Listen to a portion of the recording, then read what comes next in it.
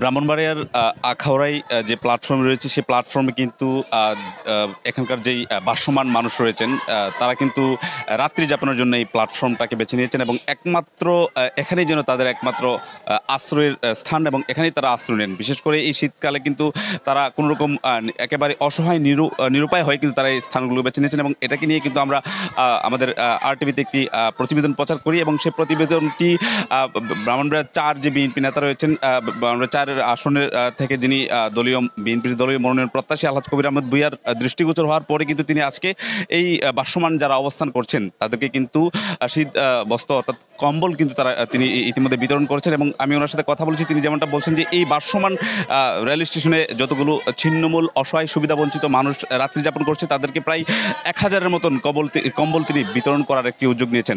আমি যদি একটু কথা বলি যে আপনি কতগুলো কম্বল বিতরণ করার পরিকল্পনা নিচ্ছেন এবং আসলে কাদের মধ্যে এই কম্বল বিতরণ করছেন? আপনি জানেন আমি ব্রাহ্মণবাড়িয়া জেলার কসবা এবং আখাউড়া নির্বাচন এলাকা ব্রাহ্মণবাড়িয়া 4 এই আসন থেকে আমি বাংলাদেশ জাতীয়তাবাদী দলের পক্ষ থেকে ধানের শীষের মনোনয়ন প্রত্যাশী। আগামী নির্বাচনে আমি আশা করি ইনশাল্লাহ আমি মনোনয়ন পাবো এবং সেই লক্ষ্যে আমি কাজ করে যাচ্ছি। তাছাড়া আমার একটা চ্যারিটি সংগঠন আছে ভূঁইয়া ফাউন্ডেশন। আমি আমাদের এই ফাউন্ডেশন এবং আমার দলীয় নেতাকর্মীদেরকে সাথে নিয়ে আমি আমার চ্যারিটি কার্যক্রম সবসময় আমি করি। আপনারা হয়তো অবগত থাকবেন যে আমি করোনাকালীন সময়ে সারা জেলাব্যাপী আমি কাজ করেছি, বাংলাদেশের বিভিন্ন প্রান্ত আমি কাজ করেছি এবং আমার কাজ অব্যাহত আছে। এটা যেহেতু আমার নির্বাচনী এলাকা, এখানে আমার দায়িত্ববোধটা বেশি। আপনাদের এই কয়েকদিন আগে আপনারা যে একটা টেলিভিশনে একটা নিউজ করেছিলেন, এই নিউজটা আমার বড় ছেলে লন্ডনে এসে পড়াশোনা করে, আমার ছেলে আমার কাছে পাঠিয়েছে নিউজের ক্লিপটা। তো আমি দেখলাম যে লোকজন কষ্ট করতেছে।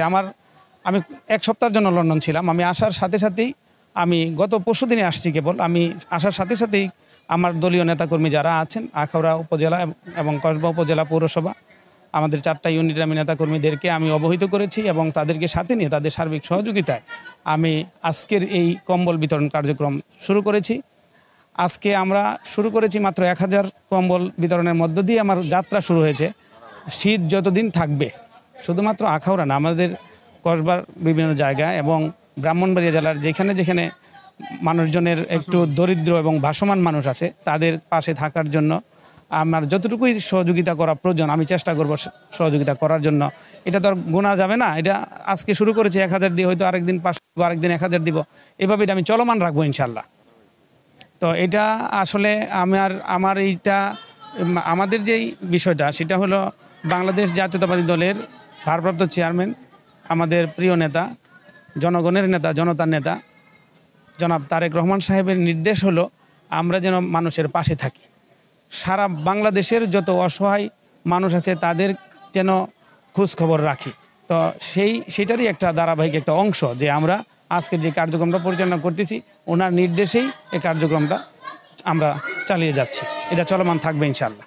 জি, ধন্যবাদ প্রত্যাশী বিএনপি নেতা আলহাজ কবির আহমেদ ভূঁইয়ার। এবং তিনি যেমনটা বলছেন যে আসলে এই শুধু আখাউড়ার যে ভাসমান রেল স্টেশনে যে ভাসমান যারা রয়েছেন তাদেরকে নয়, ব্রাহ্মণবাড়িয়া 4 আসন কিংবা কসবা, আখাউড়া এবং ব্রাহ্মণবাড়িয়া জেলার মধ্যে যে সমস্ত ভাসমান স্থান রয়েছে যেখানে খোলা আকাশে মানুষ রাত্রি যাপন করছে তাদেরকেও কিন্তু তিনি তাদের যে শীতবস্ত্র কম্বল বিতরণ দিয়ে সহায়তা করবেন। তো এই ছিল ব্রাহ্মণবাড়িয়ার আখাউড়া রেল স্টেশনে যে রাত্রি যাপন করছেন ভাসমান মানুষ, এ থেকে আমার কাছে সর্বশেষ।